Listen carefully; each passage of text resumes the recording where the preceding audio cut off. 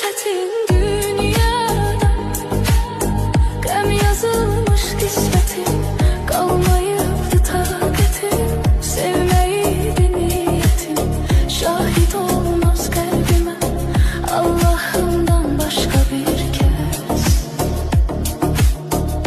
Səs salar səssizcə bir səs.